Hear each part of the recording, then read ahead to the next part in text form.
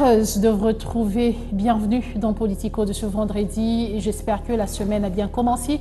Et aujourd'hui, nous sommes en train de finir la semaine. Et puisque nous la terminons, nous avons l'habitude de nous retrouver ce vendredi, vous et nous, pour parler politique dans cet espace dénommé Politico. Et pour ce vendredi, 4 sujets sont retenus pour ces 58 minutes de temps que nous aurons avec vous. La grande question ou la grande actualité en République démocratique du Congo reste tournée autour de ces dialogues inclusifs. Et donc, Politico a retenu un sujet qui dit RDC, le dialogue est-il encore possible en République démocratique du Congo? Ça, c'est la question que Politico se pose. Vous vous demandez, mais pourquoi? C'est vraiment un grand dossier parce que, d'une part, Martin Fayulu a séjourné en Europe. Il a abordé plusieurs questions, la question des Banyamulenge, la question de ces dialogues qui s'éveillent à être inclusifs et tant d'autres questions qui seront débattues tout à l'heure. La deuxième question, qu'est-ce qui se passe avec la gouverneure du Lualaba, Masuka Saini? Vous avez vu l'Union sacrée de la nation ici au Lualaba faire une déclaration réaffirmant son soutien et sa confiance en la gouverneure Masuka Saini. Et nous nous posons beaucoup de questions autour de cette déclaration. Qu'est-ce qui se passe? D'où cette question? Et troisièmement, il sera question de l'économie. Vous aviez appris que au niveau de la province du Lualaba, un communiqué a été signé par la ministre de l'économie Lydia Kapapa-Kalasa, et avant cette décision, il y a le gouverneur de la Banque centrale qui a affirmé que l'année prochaine, le dollar ne vont plus circuler comme on a l'habitude de le faire. Et nous nous posons la question qui dit RDC vers la fin de la circulation du dollar.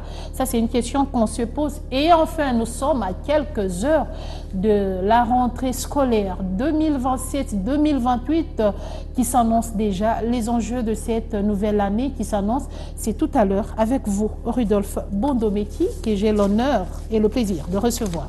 Merci beaucoup, Madame Grace Kalong, pour l'invitation, et j'en profite pour saluer tous les téléspectateurs et fidèles de Politico. Ça faisait longtemps qu'on vous a reçu sur ce plateau. Belle lurette, bien sûr. Alors, avec vous, nous allons aborder toutes ces questions et nous ouvrons notre débat du jour avec la question du dialogue. En se posant la question, est-ce que c'est vraiment possible à ces jours, au regard de tout ce que nous observons, Fayulu qui fait des déclarations, Azarias Rouberois qui rebondit, il y a plusieurs choses qui se sont dites autour de ces dialogues. Entre-temps, l'adresse du chef de l'État est attendue, qui va préciser le contour de ces dialogues. Vous, en tant qu'analyste politique, d'emblée, quelle est la lecture que vous faites sur les dialogues en RDC? Merci beaucoup, Madame, pour la question. La première chose que nous devons retenir, c'est celle qui nous dit que la RDC est une nation, est un pays bien structuré, bien organisé et civilisé. C'est-à-dire, il y a les institutions qui sont installées, qui sont en place, et il y a un fonctionnement. N'empêche que pour ce fonctionnement, qu'on puisse connaître peut-être certains dysfonctionnements. Il y a un chef, il y a une organisation qui est en place. Donc, dialoguer fait partie même des gènes, du génie africain, n'est-ce pas? Si vous entrez dans les langues locales ici ou là-bas, on va vous parler de chota. Le chota là veut dire arbre à palabres. Cet arbre à palabres, c'est une forme de dialogue. À chaque fois qu'il y a un problème, une société d'hommes, là où il y a des sensibilités humaines et sociales, il y a toujours à un certain moment des formes de crise qui se créent. Une crise est une expression du fait que la société veut évoluer. C'est normal. Il ne faudra pas croire qu'il n'y a pas de société sans crise. Même aux États-Unis, il y a toujours une crise. Mais le bien, c'est quoi? C'est toujours dialoguer. C'est pourquoi nous sommes en train d'attendre un dialogue, bien sûr, comme le veut le visionnaire de la nation, le garant de l'unité nationale, qui est qui? Le chef de l'État, le président, en la personne de son Excellence Félix Antoine Tshisekedi Tshilombo, qui va convoquer un dialogue national inclusif. Et voilà. Le mot inclusif pose problème, Rudolph Bondomeki. Revenons à la déclaration de Martin. Je pense que vous l'aviez suivi également. Martin Fayulu, parmi le point évoqué lors de sa déclaration, les points qui ont retenu notre attention, c'est notamment la question du dialogue. Martin Fayulu a estimé que le dialogue doit être inclusif, c'est-à-dire tous les acteurs aux problèmes que connaît à ce jour la République démocratique du Congo doivent prendre part à ces dialogues, notamment Joseph Kabila, ancien président de la République démocratique du Congo, et l'ancien président de la CENI. Est-ce que Martin Fayulu a-t-il raison ou tort d'évoquer cette position? Madame, nous n'avons pas droit d'ignorer ce que l'histoire nous enseigne. Qu'est-ce que je veux dire par là? La conférence nationale souveraine, la CNS, je pense, nous étions gamins, avait été constituée, n'est-ce pas, par des acteurs politiques de tout azimut. Ça veut dire, et ceux-là qui étaient dans l'opposition non armée, armés, rebelles et autres, tous s'étaient retrouvés là-bas. Et ils se sont mués maintenant en juges, en condamneurs, donc ils sont en train maintenant de pointer les autres, ils deviennent des pourfendeurs de ceux-là qui étaient au pouvoir, en l'occurrence le régime de Mobutu. Mais vous aviez suivi ce que Mobutu avait fait comme réaction après. Mobutu avait regretté, il dit, tous ces gens-là qui sont des criminels, condamnés par la loi et autres, se sont maintenant retrouvés au niveau de la conférence nationale souveraine pour commencer à condamner ceux-là qui sont en train de gérer. Finalement, ce pays va aller où? Et vous savez l'issue de quoi? De la conférence nationale souveraine. Et la suite, nous la connaissons jusqu'à Sun City, qui nous a produit la constitution que nous avons aujourd'hui. Madame, c'est pourquoi moi j'appuie le chef de l'État quand il dit ce dialogue cette fois-ci sera différent des autres dialogues que le pays... C'est cette différence qui pose problème. Ce dialogue sera différent des autres dialogues que le pays a connus. J'ai dit très bien. Alors peut-être s'il est dans la vision que moi j'ai, je suis vraiment très content, il faut éviter ces erreurs. Qu'est-ce que je veux dire, madame? Avec beaucoup d'humilité, je ne voudrais pas confirmer vraiment que mon concitoyen Martin Fayulu souffre de schizophrénie. Ah bon? Franchement, pourquoi? Parce que il se veut respectueux des textes, du droit, état de droit. Il se réclame être le fils idéologique d'Étienne Tshisekedi Lumumba. Fayulu aussi. Fayulu, il se réclame, mais oui, il se réclame qu'il est le fils, il est le vrai détenteur de l'idéologie même de l'état de droit. Il s'est dit ça. Maintenant, lorsqu'il y a des institutions en place aujourd'hui, est-ce qu'il accepte notre appareil judiciaire, lui Fayulu, oui ou non? S'il ne l'accepte pas, qu'il dise ce qu'il dit. S'il l'accepte, mais attention, la justice est en train de fonctionner en toute indépendance. Elle a déjà rendu ses arrêts. Respectons aussi quand même cette institution. Refuser ce que la Cour constitutionnelle dit, plutôt ce que l'appareil judiciaire est en train de dire, c'est aussi renverser l'ordre constitutionnel qui est en place. Donc vous parlez de la vérité des urnes. Non, pas encore ça, madame. Je dis, quand Fayulu dit que quand on a condamné Nanga, par exemple, Nanga doit venir assister au dialogue. Il dit il doit venir. Et c'est ce qu'il comprend par inclusif. Maintenant, il met la place de la justice, notre appareil judiciaire, avec son indépendance. Donc vous pensez que permettre à Corneille Nangaa de participer au dialogue, c'est remettre en question la justice congolaise? Madame, dites-moi où est-ce que c'est le contraire. C'est exactement cela. Il n'a pas le droit de faire cela. Il ne peut pas l'emmener. Alors comment définissez-vous l'inclusivité dont nous parlons à ce jour? Très bien. Madame, il faut qu'il y ait quand même des critères d'éligibilité pour que vous puissiez être fondé de la confiance du peuple souverain congolais. Du peuple congolais souverain. Vous devez être fondé d'une certaine confiance de la population, madame, pour participer au dialogue. Excellence, monsieur le chef de l'État, président de la République, chef de l'État, Félix Antoine Tshisekedi Tshilombo, je vous demande... Lui, depuis qu'il a parlé du chef de l'État, Tshisekedi Lumumba, président de la République. Bon, non, moi je parle de Félix Antoine Tshisekedi Tshilombo. Je dis ceci. Merci. Je lui demande de prendre les personnes en qui la population a fondé confiance. Et si ces personnes ne sont pas le problème madame, dans la RDC? Madame, je parle de Nanga. Dites-moi, Nanga a la confiance de qui pour qu'il puisse siéger avec Félix Antoine Tshisekedi Tshilombo, avec les autres autour d'une pour parler du Congo? Nanga, madame. Si, moi je vous dis, moi, citoyen Bondomé qui est libre d'opinion, Nanga participe au dialogue, je commence à faire contre-campagne du dialogue. Parce que si Nanga participe au dialogue, pourquoi pas quelqu'un comme moi? Moi, Bondomeki. Ah bon? Madame, sans prétention. Sans prétention, pourquoi moi je ne participerai pas si Nanga participe? Quelqu'un qui tue à cœur joie, qui n'a jamais connu l'art de la guerre, Il a été sélectionné président de la CENI parce qu'il émanait d'un caucus qu'on appelle confession religieuse. Il quitte de là, il part tuer et il vient dialoguer. Ce pays va où, madame? Madame, ce pays va où? Le mal avec le Congolais, c'est que quand on est contre quelqu'un, au lieu d'être contre ses idées, on se met contre sa tête, son nez, sa tribu. Or, il faut s'opposer aux idées et aux idéologies et aux idéaux. Donc vous pensez que parmi les personnes à exclure à ces dialogues figure l'ancien président de la CENI? Madame, aujourd'hui, prenons l'article 5. Lorsqu'on nous parle de la haute trahison, Nanga tombe sous le coup même de la haute trahison avant même qu'on ne puisse le juger. Si Corneille Nanga est éligible au dialogue, pourquoi on ne peut pas prendre quelqu'un, nous-mêmes, qu'on considère comme moindre? Mais Martin Fayoulou dit que ces dialogues doivent être fondés sur 4 principes, notamment le principe de la vérité, la justice, la réconciliation, ainsi que la cohésion sociale. Pour Martin Fayoulou, il faudra pardonner et nous mettre ensemble pour que nous puissions nous dire de vérité en face, que Joseph Kabila, comme ancien président, vienne prouver noir sur blanc qu'il ne serait pas derrière, qu'il n'est pas derrière la rébellion qui agresse aujourd'hui la République, que Corneille Nanga vienne nous dire pourquoi il tue les Congolais dans l'Est de la République. Est-ce que ne trouvez-vous pas que quelque part, Martin Fayoulou a raison, puisqu'on cherche la paix? Madame, je suis très désolé d'entendre ça de Fayoulou. Fayoulou doit comprendre une chose.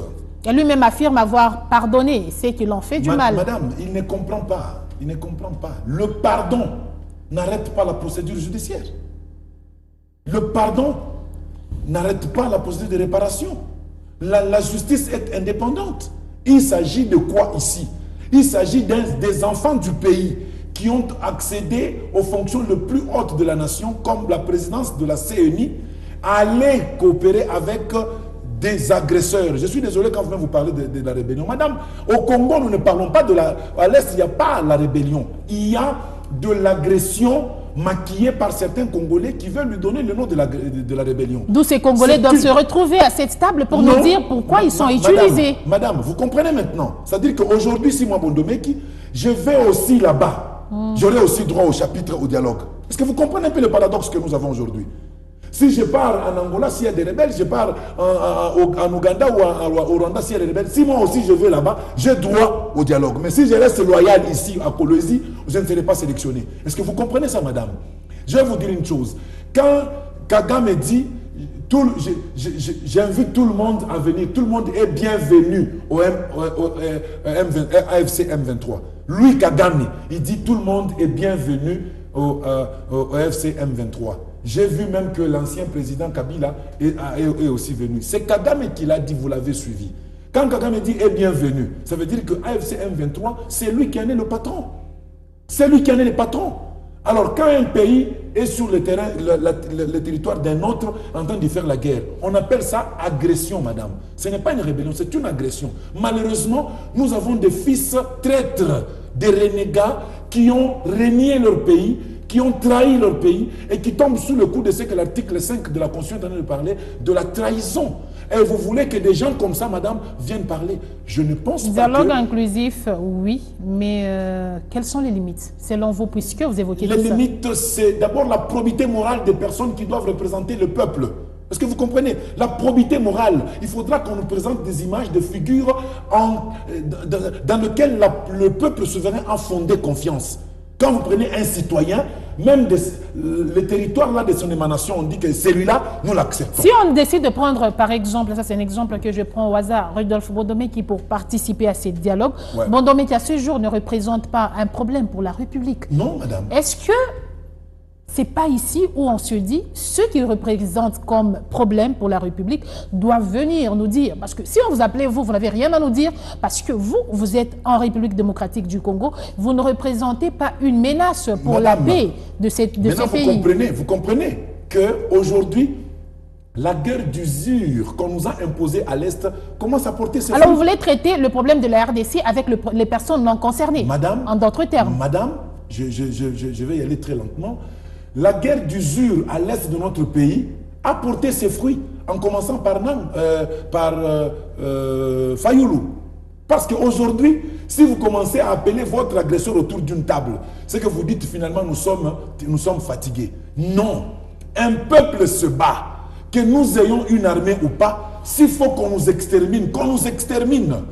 Les gens disent que non, c'est parce que vous êtes à Colosie, vous êtes à Kinshasa, vous ne voyez pas la guerre qui est à l'Est. Mais la guerre, elle est la guerre. Elle peut arriver où elle peut arriver. Elle peut aussi être boutée. Donc, nous sommes tous concernés par les tueries qui sont à l'Est. Et qui doivent être exclus à cette table de dialogue. Madame, ce sont nos agresseurs. Comment Qui, Rudolf Bondomeki, on doit exclure qui à cette table de dialogue? Est-ce que vous vous rappelez que Fayoulou a demandé à ce que même Kagame soit aussi consulté pour le dialogue au Congo?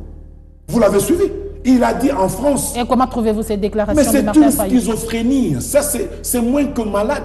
C'est pire que malade. Donc, on appelle Kagame. Kagame. Donc, je voudrais parler peut-être en soirée pour que les gens me comprennent. Je ne le ferai pas peut-être. Allez-y. Donc, Kagame, à quoi il a Kumeza. Kagame, à quoi il a mambo à Congo. Mais le dialogue est intitulé dialogue national. Comprennent les expatriés, les internationaux qu'on les amène. Non. S'il faut parler avec Kagame, il faut comme Doha, comme Washington, comme ailleurs, oui, dans les accords internationaux, à l'extérieur. Mais si on parle avec lui à l'extérieur, pourquoi ne pas parler avec lui à l'intérieur? Donc vous êtes pris à dialoguer à l'extérieur avec ceux-là que vous... Madame, il faut savoir définir les cadres.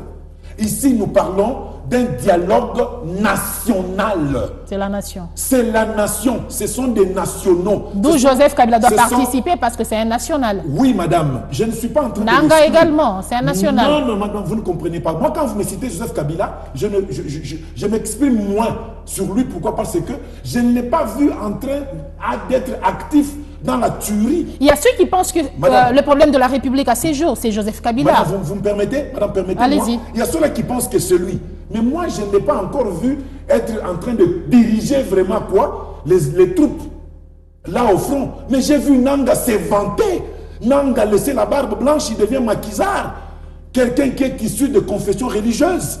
Il a fait tuer des femmes, il a fait tuer des enfants, il prend des terres, il veut renverser un pouvoir constitutionnellement établi. Et vous voulez que celui-là vienne siéger et vous l'appelez un enfant qui est appelé au chapitre. Madame, même dans une maison, un enfant qui a dénudé son papa dehors n'a pas droit au chapitre.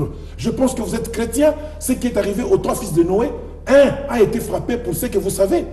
Madame, le Congo doit se battre. Il ne faudra pas commencer à tomber sous le coup de la prescription, faire de l'opposition et trahir sa nation ou sa patrie. Nanga a trahi. Vous savez que tout le monde a déclaré que Ouvira est tombé avec quelle armée? Madame, qu'on se dise. Ouvira est tombé avec l'armée rwandaise dirigée par Kagame. C'est pourquoi ils sont encore répartis, vous le savez, madame. Nous les apprenons par la voix des ordres. Alors, Nanga, quelqu'un qui a été aux affaires de la Commission électorale nationale indépendante parce qu'il venait des confessions religieuses. Moins de 2 ans après, il devient rebelle parce qu'on lui aurait pris ses carrières.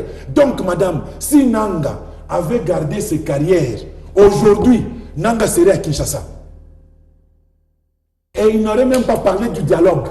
Mais parce qu'on a pris la carrière de lui, de sa femme, de son enfant, Nanga est en train de faire tuer des Congolais et de mettre notre pays presque... Donc pour une raison des intérêts égoïstes. Madame, est-ce que qui ne connaît pas ça? Est-ce qu'on ne sait pas se dire la vérité au Congo?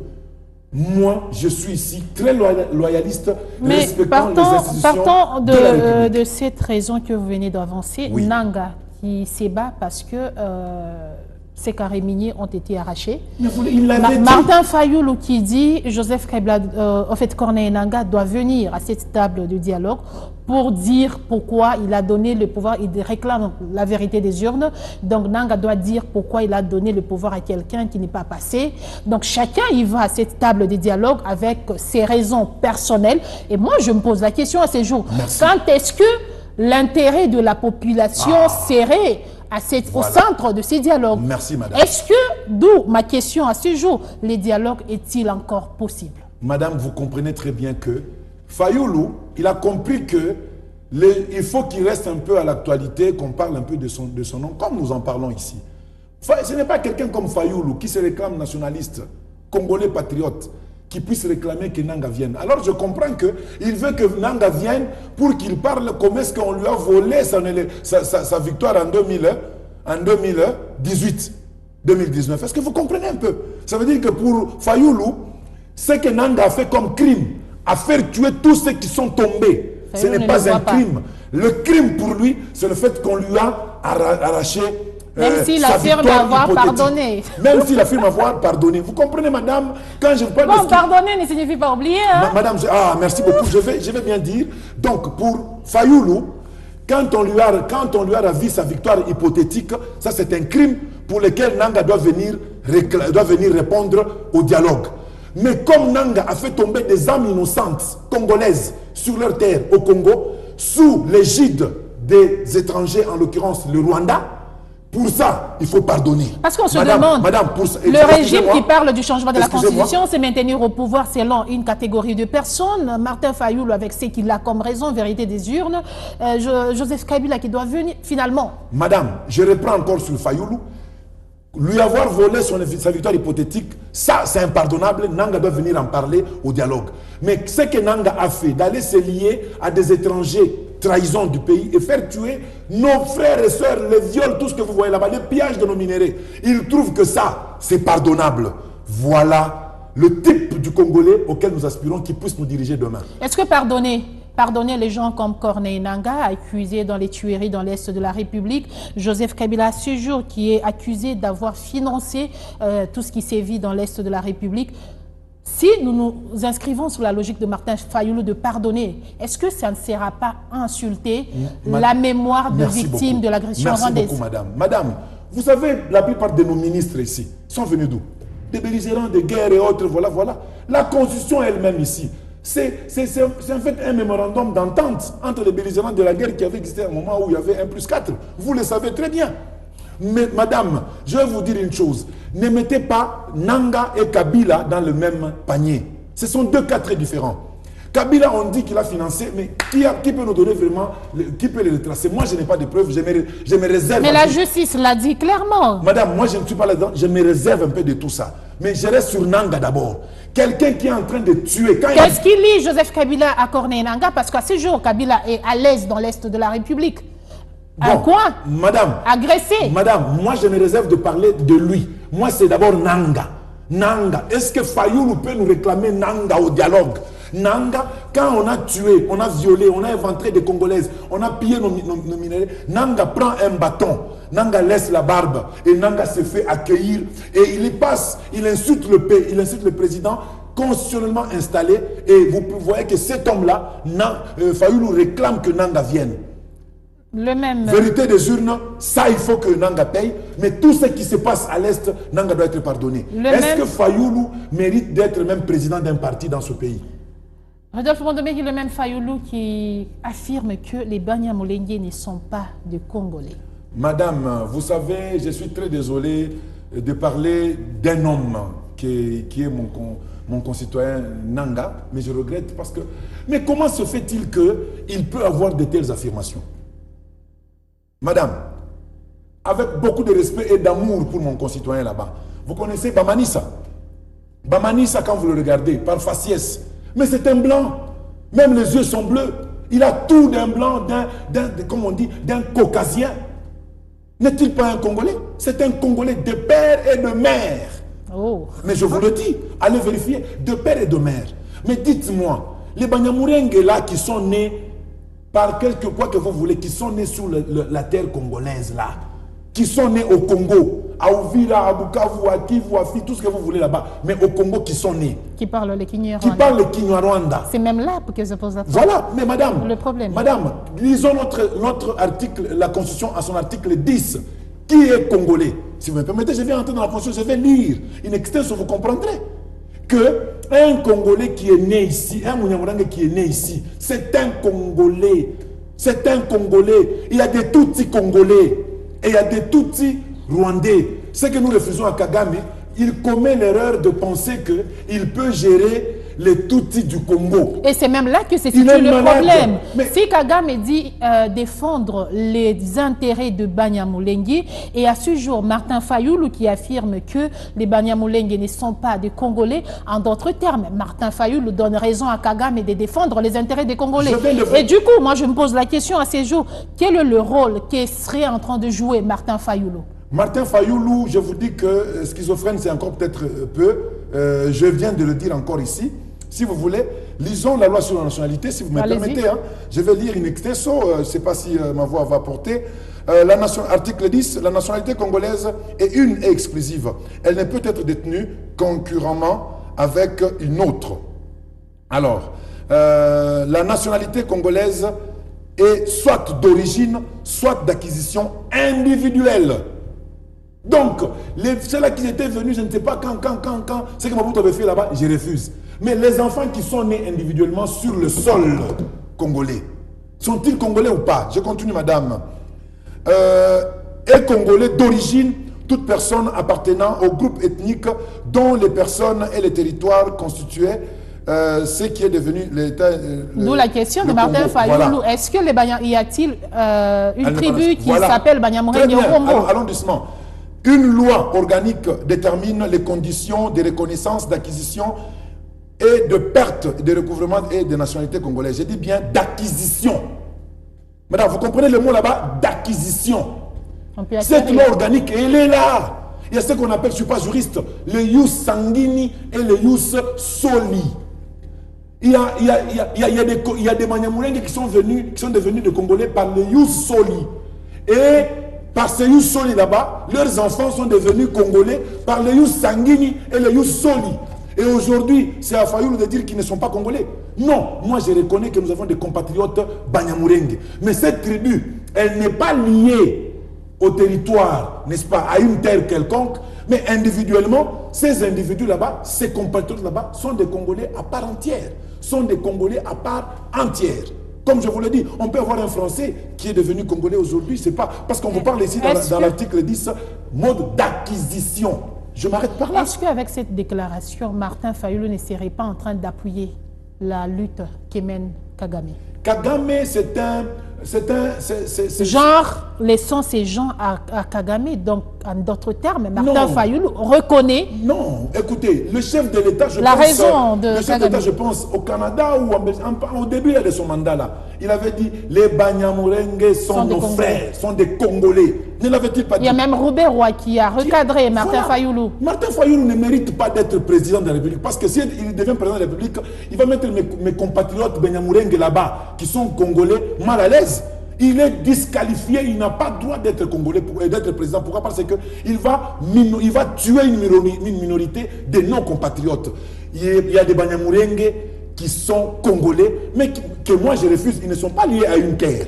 Ils ne sont pas liés à une terre. Toutes les tribus sont liées à une terre, mais individuellement, on peut acquérir la nationalité congolaise. Si mon père a été par Youssoli congolais, moi j'ai né de mon père, eh bien, par le sanguin et par le sang, je suis Congolais. Il dit être là pour défendre les intérêts des Congolais seulement. Qui ça? Martin Fayoulou. Et il refuse que tous les Banyamulenge ne sont pas Congolais. Martin, d'abord, il faut qu'on le poursuive. Je demande à la communauté Banyamulenge de lui porter formellement plainte pour cette déclaration ségrégationniste et raciste et même tribaliste. Il faut lui porter plainte d'emblée. Et eux aussi, quand ils se taisent, ils me surprennent. Ils doivent être fiers d'être Congolais et d'appartenir à cette patrie que nous chérissons tant. Alors, je pense qu'on a suffisamment abordé la question du dialogue. Entre-temps, l'opposition annonce une mobilisation, c'est 15 septembre, jour prévu pour la rentrée parlementaire à l'Assemblée nationale. Est-ce que l'opposition a-t-il raison encore de revenir et une démarche qui va aboutir à quoi? Madame, vous savez, d'abord je dis que le palais de la nation est inviolable. Je dis d'abord cela, point. Permettez-moi encore une fois de plus de revenir à la Bible, ça veut dire à la Constitution. L'article 64 dit ceci. Tout Congolais a le droit de faire échec à tout individu ou groupe d'individus qui prend le pouvoir par force. Est-ce que nous sommes dans une situation là où il y a quelqu'un qui a pris le pouvoir par force? Je pense que non. Okay. Ou qu'il exerce en violation des dispositions de la présente Constitution. Est-ce que c'est le cas? Non. Même Fayoulou me dira non. Deuxième alinéa de l'article 64, Ok. toute tentative de renversement du régime constitutionnel constitue une infraction imprescriptible contre la nation et l'État. Elle est punie conformément à la loi. Madame, vous comprenez? C'est-à-dire que moi, je ne vois pas pourquoi ils doivent faire d'abord C64. Que veut dire 64? C64 aura sa raison d'être pour moi, madame. Pour moi, c'est après le mandat de Félix Tshisekedi. Si celui-ci maintenant commence à exercer son mandat en dehors de ce que la Constitution en vigueur est en train de dire. Mais tant en parler aujourd'hui, eux-mêmes ils sont frappés par l'article 64 dans tous les deux alinéas. Aujourd'hui, ils sont aujourd'hui un groupe d'individus qui tentent de renverser un pouvoir constitutionnellement établi. Un pouvoir qui menacerait aussi la Constitution. Non, vous ne comprenez pas. Pour menacer la Constitution, il y a une procédure pour le constater. Pour le moment, il ne faudra pas qu'il y ait de procès d'intention, madame. Donc vous pensez que l'opposition prête des intentions Mais au régime en place? Madame, je viens de vous dire ceci. L'article 64, ils ont dit c'est 64, coalition de l'article 64. L'article dit ceci, je reprends. Tout Congolais a le devoir de faire échec à tout individu ou groupe d'individus qui prend le pouvoir par force. Est-ce que nous sommes dans ce cas? Est-ce que Tshisekedi a pris... L'Union sacrée parle d'une mission à 6 jours et non d'un mandat. Madame, ce sont les fanatiques qui ont dit ça. Mais ce n'est pas le chef de l'État. Suivez-moi très bien. Je ne sais pas si vous me comprenez là-bas très bien. Et on n'est pas dans quelqu'un qui a pris le pouvoir, qui prend le pouvoir par la force. On n'est pas dans ça. Tshisekedi est en son plein mandat. Rudolf Bondomé, qui vous êtes analyste politique, est-ce Oui, que, à l'allure des choses... Attendez, madame. Ou qu'il exerce en violation des dispositions de la présente Constitution. Tshisekedi est président. Est-ce qu'il viole la Constitution? Est-ce qu'il est prêt à organiser les élections en 2028? Parce qu'il a dit qu'il n'y a pas suffisamment de moyens. C'est une intention que vous avez. Jusque-là, calmez-vous d'abord. Lui, il n'a pas dit que je... Est-ce que je vous pose la question? Il doit se calmer. L'opposition, je pense. Oui, madame. Madame, Okay. est-ce qu'il exerce son pouvoir en violation de la Constitution? Non. Alinéa 2. Toute tentative de renversement du régime constitutionnel. Je pose la question à tous ceux-là qui m'entendent ici. Est-ce que le régime de Tshisekedi est constitutionnel, oui ou non, en ce moment? C'est un régime qui est bel et bien constitutionnel. Merci, Rudolf Bondomé. Mais tout celui qui va tenter de les renverser sera puni par la loi. Eux-mêmes, ils seront frappés par ça. Ils veulent faire quoi? Merci. Quand les fanatiques du pouvoir sont en train de dire il y a une mission et non pas un mandat, ce n'est pas ce qu'il lui a dit. Alors, mais lui-même a dit aussi qu'il n'y a pas de moyens pour organiser les élections. Et s'il dit ça, il viole la Constitution. Est-ce que le chef de l'État, l'ancien chef de l'État ne l'avait pas dit? L'ancien chef de l'État l'avait dit. Il l'avait dit, Joseph Kabila l'avait dit aussi en ce moment. On n'a pas dit qu'il avait violé. Moi, je pense que pas de procès d'intention pour le chef de l'État qui est en plein exercice de son mandat. Donc pour vous, c'est une lutte qui n'a pas de fondement. On lui fait des procès d'intention et la coalition C64, elle est en train de s'amuser avec une épée à double tranchant. Apparemment, ils n'en comprennent même pas le contour. Moi, quand je lis, je ne suis pas constitutionnaliste, l'article 64 les attaque sur tous bords. Eux-mêmes. Pourquoi ne pas les traduire en justice s'ils sont en violation de la Constitution? Ça, c'est une question que je laisse. Je les oppose à l'article 5. Rudolf Bondomé, je voudrais, d'un sujet à un autre, vous avez fait une déclaration disons, soutenir la gouverneure Masuka Saini. Vous, en tant qu'Union sacrée, peut-on savoir les raisons de cette déclaration qui a été faite ici au Lualaba par vous? Merci beaucoup, madame, pour la question. Moi, je suis secrétaire exécutif permanent de l'Union sacrée de la nation province du Lualaba. Nous nous sommes résolus de faire cette déclaration parce qu'on a senti qu'un de nos camarades, en l'occurrence notre présidente du conseil provincial de l'Union sacrée de la nation au Lualaba, en la personne de son excellence Fifi Masuka Saini, dans sa qualité de gouverneur de la province du Lualaba. Qu'est-ce qui s'est passé? Vous voyez qu'aujourd'hui, nous sommes dans un climat, dans un monde où, excusez-moi madame, je suis vraiment humble, je ne suis pas très fourni en mots, les idiots, excusez-moi le mot, mais ça c'est fort. Oui, madame, prêtez-moi un autre mot. peuvent se donner la tâche de prendre un téléphone derrière un petit écran et insulter n'importe quelle personnalité de grande facture. On a suivi, à partir de Kinshasa, n'est-ce pas, des gens qui ont commencé à pourfendre cette dame, son Excellence Masuka Saini, en disant qu'elle est en train de ramer à contre-vent de l'Union sacrée. Elle en est un des grands piliers. Elle en est un des grands piliers aujourd'hui. J'informe tout le monde. Masuka Saini est un des grands piliers de l'Union sacrée aujourd'hui. Je vais vous dire ceci. Pendant que tout le monde était en train de balbutier, d'avoir des doutes, de faire le mouchard et autres, elle était une dame qui avait levé haut son visage et sa voix pour dire « Je suis derrière le chef de l'État ». Même le nom de l'Union sacrée ici n'était pas encore conçu, mais elle avait déjà la vision du chef de l'État imprégnée en elle et même dans son action. Madame, nous, en tant qu'Union sacrée, on ne peut pas laisser passer de tels jeux. Parce que les réseaux sociaux maintenant commencent à nous... C'est qui ces personnes qui seraient en train de s'attaquer à la gouverneure? Je ne peux pas leur faire le plaisir de citer leur nom ici, madame. Et selon vous, pourquoi il y a ces attaques? Il y a des attaques que vous avez qualifiées des attaques politiques. Il y a des attaques parce que, vous savez, même Jésus-Christ n'a pas fait l'unanimité. Mon grand frère m'avait dit que Jésus-Christ, même celui qui l'avait sauvé, était réveillé et puis il l'a tué. On a l'impression que vous ne voulez pas être critiqué, vous, l'Union sacrée. Non, vous voulez que tout le monde vous applaudisse. Non, madame. Vous allez voir que les personnes qui attaquent son Excellence Masuka Saini sont souvent des personnes qui se réclament être de l'Union sacrée. L'opposition n'attaque pas Masuka Saini parce donc il y a des coups bas au sein de l'Union sacrée. Exactement. Et pourquoi ces coups bas se dirigeraient vers la gouverneure du Lualaba? La gouverneure du Lualaba, c'est une exception dans l'exception des exceptions. Regardez, c'est une femme sur qui pesaient toutes les pesanteurs. C'est une femme, elle est faible, elle ne sait pas, elle n'est pas forte. Mais regardez ce qu'elle a réalisé aujourd'hui. Regardez ce que le Lualaba a apporté dans le bilan du chef de l'État, Félix Antoine Tshisekedi Tshilombo. Regardez ce que cette dame est en train d'impulser partout, même à l'intérieur de la province, ce que Fifi Masuka est en train de faire aujourd'hui. Et sachez, madame, ça, une telle chose, une telle attitude, de telles réalisations ne feront pas que des amis dans votre propre camp.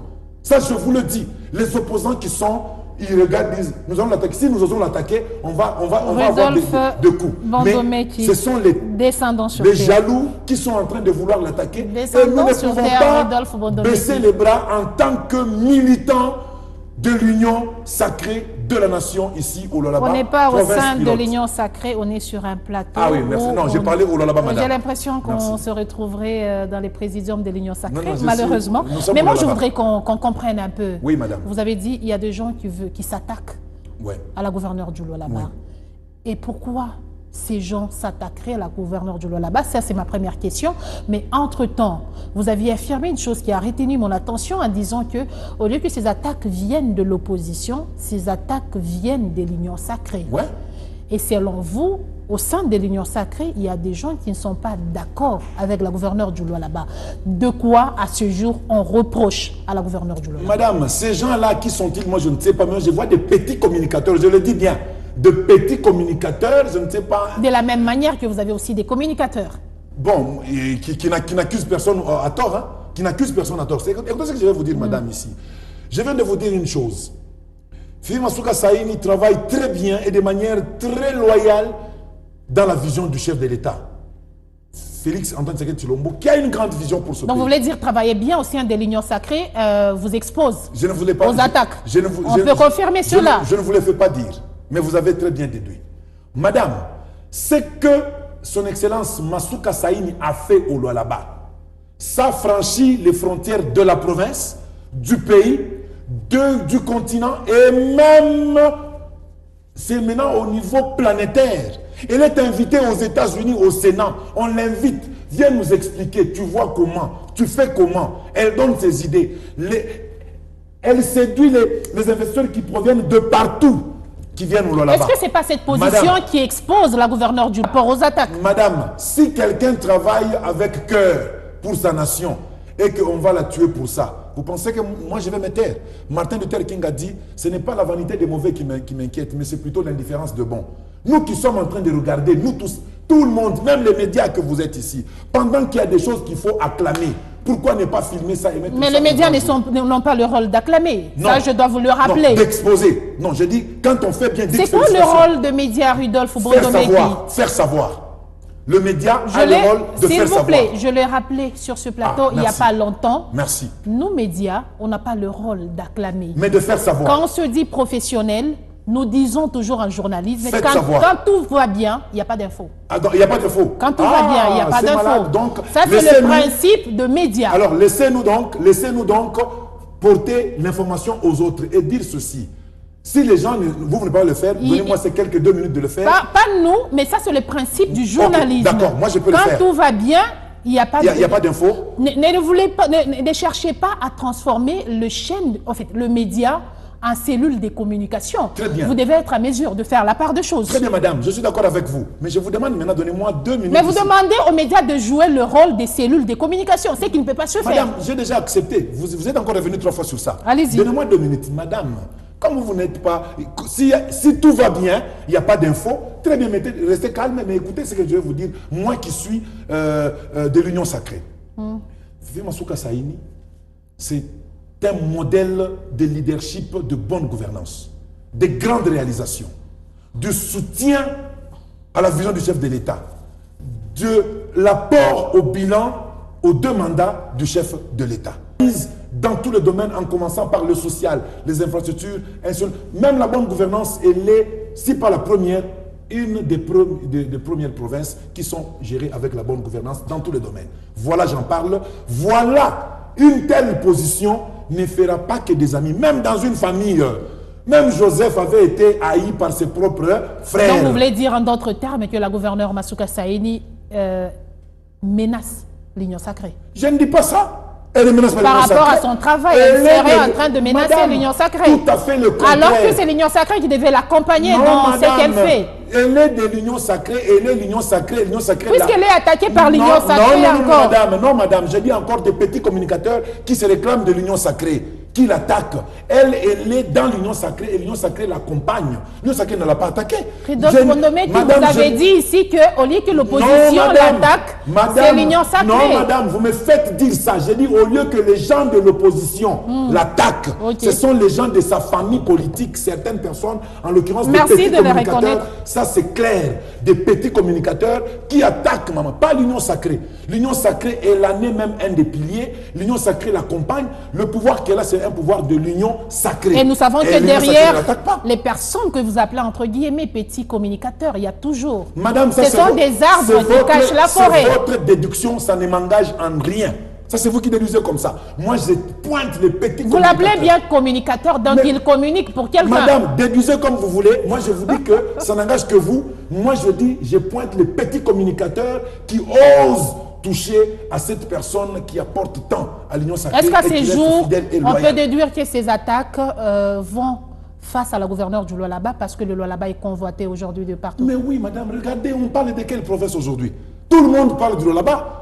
Heureusement, c'est l'extérieur. Hein? C'est l'extérieur, hein? C'est les États-Unis, c'est la France, c'est la Zambie, c'est tout le monde qui regarde comment le Lualaba est en train de bouillonner. Et on aime ce leadership qui est là, on veut qu'il soit ailleurs, mais c'est plutôt au Congo, comme nous nous connaissons, nous les Congolais, avec nos mentalités, que nous voulons créer une guerre contre cette dame qui est en train de travailler pour le bien-être de la population, le bien-être de ce pays. Ce qu'elle a construit ici au Lualaba, c'est pour des générations et des générations. Elle est en train de constituer un tissu qui lui aidera des générations et des générations. Je me pose la question, pourquoi la haine et l'égoïsme et même l'égocentrisme de certains de nos concitoyens peut les amener jusqu'à ce niveau-là? RDC vers la fin de la circulation de dollars. J'ai la chance d'avoir sur ce plateau un économiste de formation, Rudolph Bondomeki. Le gouverneur de la Banque centrale a affirmé que l'année prochaine, si j'ai une bonne mémoire, c'est au mois d'octobre ou d'août, les dollars ne doivent plus circuler en République démocratique du Congo. Est-ce une bonne décision? Madame, vous allez savoir que c'est vrai, à un certain moment, comme les deux monnaies étaient en train de circuler, avec cours légal, il y avait une forme de concurrence. Et par certaines lois naturelles, comme la loi de Gresham, qui dit que la mauvaise monnaie chasse la bonne de la circulation, le franc congolais était en train de chasser totalement Le dollar qui devenait une devise très prisée, et voilà, on a connu taux d'échange, cours d'échange et les prix étiquetés, indexés en dollars, ça nous a créé. Je ne peux que saluer pour le moment, n'est-ce pas, le fait qu'on puisse retirer les dollars de la circulation. Mais je sais que ça sera toujours géré au niveau de notre banque centrale. Si dans notre circulation, le franc congolais circule, ce n'est pas une solution suffisante. La grande solution pour la monnaie, c'est la maîtrise de celle-ci, premièrement, et la maîtrise de la sphère réelle, ça veut dire la production, les biens et services produits au niveau d'un pays et la quantité de la masse monétaire en circulation. Il faut toujours qu'il y ait un bon management économique, une veille économique là-dessus au niveau des politiques économiques. Donc le travail doit commencer par la production. Madame, il n'y a pas de baguette magique en dehors de la production d'abord. Et deuxièmement, maîtriser cette masse monétaire. Ça, il y a deux pays tels que la Zambie, je pense que le Bénin, ainsi de suite. Vous avez des dollars, vous ne savez pas acheter. On vous exige d'aller chercher leur monnaie. Pourquoi est-ce que la République démocratique du Congo n'essaierait pas aussi l'un des pays où on se donne l'obligation de valoriser le franc congolais? Il y a aujourd'hui beaucoup de facteurs qui ont fait que le dollar peut entrer partout. Notre frontière, il faut qu'on accepte qu'il y a quand même certaines porosités au niveau de nos frontières. L'argent peut entrer, sortir sans contrôle. Ça, nous pouvons le reconnaître. Mais disons quand même une chose, que cette loi là-bas, je la salue parce qu'elle peut nous... Et c'est une des solutions vers une stabilité monétaire. Mais je dis ceci, ça ce n'est qu'en prélude, en préliminaire. Mais la bonne étape, c'est d'abord la maîtrise de la masse monétaire en circulation. Deuxièmement, redynamiser notre sphère réelle, la production des biens et services. Troisièmement, il faut maintenant, à l'époque où nous sommes, si nous pouvons être à mesure de bancariser l'économie, les activités économiques, les transactions économiques, les bancariser à 90%, madame, ça sera encore la réussite totale de notre pays. Bancariser. Les achats à partir, par exemple, de $100 ne peuvent pas se faire cash, doivent se faire, c'est pas au travers d'une transaction bien maîtrisée. Et je pense que nous pouvons y arriver. Et c'est possible aujourd'hui avec la technologie, mais les petites transactions peuvent se faire maintenant en échange avec les petits billets, avec les petites notes que nous avons. Ça, je suis d'accord. Est-ce que c'est une décision qui est praticable? Madame, elle est pratique. Avec les réalités de notre pays. Très bien, madame. Ce que nous devons savoir, c'est quoi? C'est que l'État a toujours été arbitre dans notre système économique aujourd'hui. C'est l'arbitre. Il fixe les conditions de l'environnement. Et il dit ceci, le dollar ne sera plus une monnaie de nos transactions. C'est une loi. Il faudra s'y faire.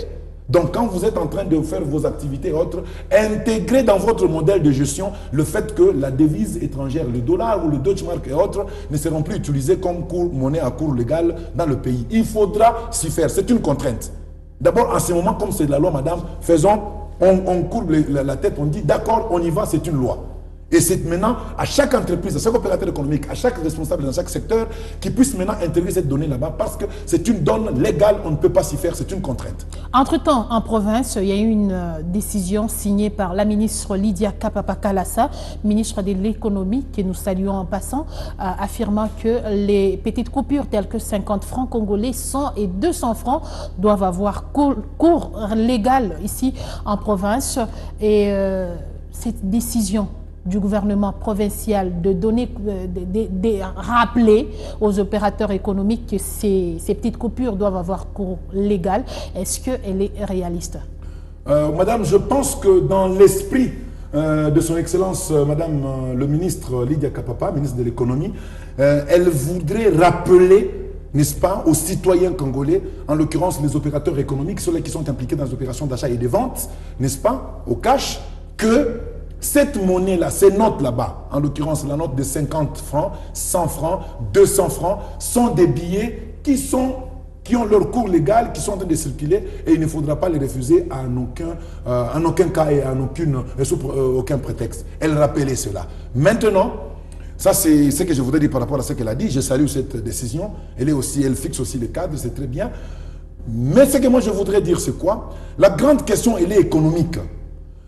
La monnaie que nous avons aujourd'hui, on l'appelle monnaie fiduciaire, qui provient du latin fidus, qui signifie confiance. Cette confiance vient d'où? Vient du fait que vous avez un bout de papier, mais ce bout de papier représente quelque chose que tu peux avoir. Un bonbon, un piment, du riz, voilà, de la valeur qu'on appelle en économie le pouvoir d'achat. Mais si ce bout de papier ne peut rien acheter, on le jette. Comme Jésus a dit, On garde le sel parce qu'il D'où ma question, si est-ce que c'est à elle de rappeler que ces monnaies doivent avoir cours légal ou bien c'est la monnaie qui doit créer la confiance dans la population? Parce qu'aujourd'hui, quand j'ai un billet de 50 francs, je me demande est-ce que cette décision elle est vraiment réaliste ou politique? Ça, c'est une question que je me pose parce que aujourd'hui, on doit là-bas avec 50 francs. On paye quoi? Même les piments, aujourd'hui, c'est à 500 francs. Madame, les deux marchent. Ça veut dire ce qu'elle a fait et ce que l'économie dit. Exactement. Pourquoi? Parce que aujourd'hui, je peux aller payer, n'est-ce pas, un pain qui coûte 5 000 francs avec 100 billets de 50 francs. Mais sans ces billets de 50 francs, ça ne m'empêche pas d'avoir un pain. Est-ce que vous comprenez? Mais justement. Je dis ceci. J'ai 100 billets de 50 francs. Avec les 100 billets de 50 francs, c'est 5 000. C'est 5 000 francs, je peux payer un pain. Mais vous allez voir que certains opérateurs risquent de refuser mes 100 billets de 50 francs. Alors, en ce moment-là, la ministre a le droit et son communiqué prend tout son sens en ce niveau là-bas. Elle leur rappelle pour dire que, attention, si vous ne faites pas, vous êtes en contravention, vous êtes en infraction, vous serez poursuivable si vous refusez ces notes qui ont cours légal et qui ont même un stock au niveau de la banque centrale. Mais, économiquement parlant, ces billets là-bas sont en train de souffrir aux yeux de la population, que ce soit les acheteurs ou les vendeurs. C'est parce qu'en le prenant un comme ça là, on sait que ça n'achètera rien. Mais, même à vous, si on vient avec une malle de 10 000 billets de 50 francs congolais, vous n'allez pas brûler ça.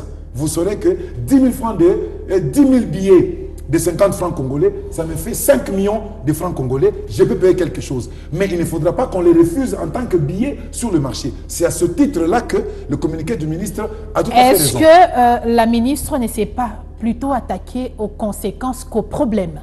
Parce que si ces billets n'ont pas ce qu'on appelle valeur d'achat à ce jour, c'est parce que le pouvoir d'achat, merci, c'est parce que le coût de la vie est un peu haut. Est-ce que ça ne serait pas important de revenir d'abord au niveau du coût d'achat? Parce que la vie à ce jour est, je cherche le terme, la vie à ce jour est devenue un peu chère au là-bas. Est-ce que ça ne serait pas s'attaquer aux conséquences? Madame, je vais vous dire que cette situation est partout, même en France. Si vous allez en France, vous avez de billets, des pièces de monnaie, des pièces métalliques là-bas, la monnaie divisionnaire, même à 0,5 euros. 0,5 euros. Vous ne payez même pas un bonbon. Mais ce n'est pas pour autant que dans les magasins, on refuse de les prendre. Est-ce que le problème ne serait pas au niveau de revoir le pouvoir d'achat? Pour donner valeur à ces monnaies et les imposer automatiquement sur le marché. Madame, je viens de vous dire ceci. En France, il y a la pièce de monnaie là de 0,5 euros. Mais ça ne paye même pas un bonbon. Mais ce n'est pas pour autant qu'on refuse ça. C'est ce que je vous dis. Mais en Zambie, ici, chez les voisins, on peut se payer une bouteille d'eau. Avec le truc là, oui, c'est 5 quelque madame, chose. L'économie ne 5 peut pas, kwacha, je on pense. ne peut pas toujours être la même situation, pas du tout. Mais moi, je suis en train de croire et d'accepter que la ministre a raison. Pourquoi? Parce qu'il y a certains opérateurs économiques qui sont des opérateurs véreux. Il se met dans son coin, il dit aujourd'hui, je ne prends pas les billets de 20 000 francs. On vous remet des bonbons à la place d'un billet. Mais quand vous allez acheter avec, je ne sais pas moi, 1000 francs avec 5 bonbons dessus, vous donnez aux Indiens, aux Chinois, ils vous disent non. C'est à vous de refuser un droit et droit quand on sait les réclamer, madame. Il ne faut pas accepter qu'on vous remette les bonbons à la place des 50 francs. Prenez les 50 francs. C'est pour dire aussi à tout le monde que les 50 francs en cours légal, il faudra les prendre. Les 200 francs et les 200 francs, il faudra les prendre. Donc le problème ici, c'est le comportement non patriotique des Congolais. Et le problème aussi, c'est s'attaquer au problème, le pouvoir d'achat. La rentrée scolaire frappe déjà à nos portes. Rudolph Mondomeki, vous êtes également un enseignant. À ce jour, l'année scolaire 2026-2027 s'annonce. Quels sont les enjeux dans lesquels les enseignants ainsi que les élèves vont reprendre le chemin de l'école? Ah oui, premièrement, je suis président du comité des parents dans une école de la place. J'ai été frappé par le calendrier qui est sorti cette année. Je ne sais pas pourquoi, la ministre, elle sait pourquoi. Moi, tout ce que je sais, c'est que le premier lundi du mois de septembre est celui auquel s'effectue la rentrée. Mais cette année, ça sera le 1er septembre. Okay. Je ne comprends pas pourquoi elle a fait ça. Peut-être qu'elle veut gagner un peu les 6 jours là-bas. Ça va encore nous aider sur la répartition des matières. C'est une bonne chose pour la formation de nos enfants. Ça, c'est un. Ça sera un peu beaucoup plus précipité. Mais nous savons que le premier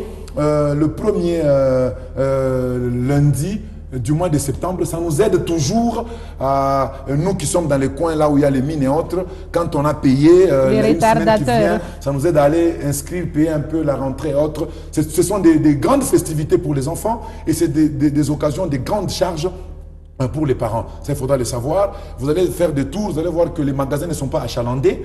Il y a quand même plein d'articles, des rentrées qui sont exposés, mais ce n'est pas achalandé. Ça s'explique parce que nous sommes aujourd'hui dans la deuxième moitié du mois d'août. On n'a pas encore commencé les payes. Je pense qu'à partir du 25, le magasin, les marchés seront achalandés pour le paiement des uniformes, des cahiers et toutes les fournitures. Est-ce que ce n'est pas déjà un handicap?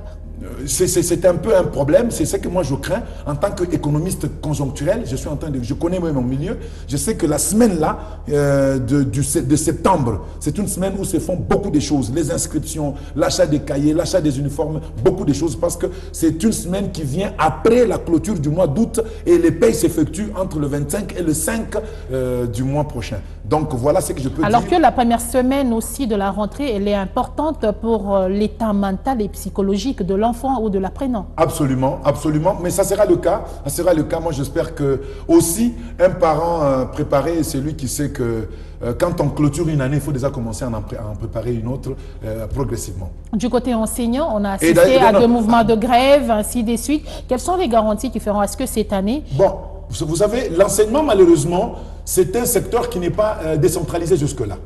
Okay. C'est un secteur qui est géré par le pouvoir central. Mais le pouvoir local, avec l'aide de l'Assemblée provinciale, fait certaines subventions pour les enseignants localement afin de soutenir, n'est-ce pas, l'activité des enseignants en leur donnant certaines primes mensuelles, des primes ponctuelles données par la province. Ça, c'est un de deux. Mais ça ne dédonne pas le niveau national. Non, il doit prendre ses responsabilités. Ça ne dédonne pas. D'où ma question, est-ce que les garanties sont prises pour que cette année commence en bonté? L'enseignant qui doit donner cours à cet élève se sente à l'aise dans sa manière de dispenser les cours. Je sais que les corporations des syndicalistes des enseignants sont en fond sur cette question là-bas. Ils vont prendre la bonne décision. Mais pour moi, je peux aussi dire qu'ici, au niveau du Lualaba, la gouverneure, ça ce n'est pas une publicité, elle est en train de faire son itinérance en donnant à tous les enfants dans chaque contrée là où elle part des kits scolaires comprenant l'uniforme et les fournitures scolaires. Qu'en est-il de l'enseignant ? Puisque l'enfant est pris en charge par la province. Est-ce que la gouverneure a oublié les enseignants? Elle ne peut pas les oublier, justement. Mais ils sont gérés par le national. Il faudra respecter les pouvoirs exclusifs et les pouvoirs. Mais justement, mais ça va de pair. On ne peut pas pallier un problème en laissant un autre. Je viens de vous parler de sa prime. Sinon, ça ne produirait rien. Je viens de vous parler de sa prime ponctuelle. Ça, elle le fait parce qu'elle a une vision de soutenir la gratuité de l'enseignement. Et voilà pourquoi elle le fait. Donc, l'enseignant n'est pas oublié, comme elle le fait déjà dans le passé. Elle continue toujours à le faire. Ce n'est pas une publicité, c'est une réalité et un fait qu'il faudra saluer aussi ici. Merci, Rodolphe Bondomeki, d'avoir accepté de partager avec nous 58 minutes du temps. Madame, messieurs, ça n'est fini avec ce numéro de Politico. Le rendez-vous est fixé le vendredi de la semaine prochaine. Prenez bien soin de vous.